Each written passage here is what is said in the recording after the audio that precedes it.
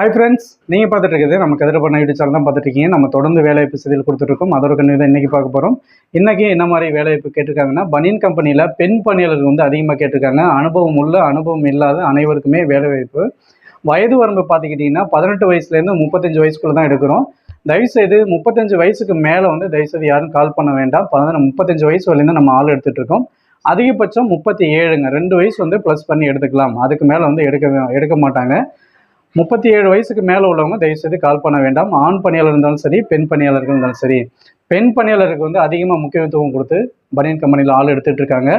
அதுவும் 18 வயசு ஒரு 19 வயசு உள்ள ஒரு பெண் பணியாளர் வந்து வேலைக்கு வர்றீங்க அப்படின்னா, ஒரு 5 வருஷம் தொடர்ந்து ஒரே கம்பெனியில் வேலை பார்த்தீங்கன்னா அவங்களுக்கு இஎஸ்ஐ பிஎஃப் வந்து கண்டிப்பாக வந்து பண்ணி கொடுக்குறாங்க. அந்த இஎஸ்ஐ பிஎஃப் மூலயமா உங்களுக்கு ஒரு 5 வருஷம் கழிச்சு வேலையை விட்டு நின்னீங்கன்னா ஒரு கிராஜுவேட் அமௌண்ட் ஒரு 5 லட்சம் 6 லட்சம் உங்கள் கைக்கு வரும்.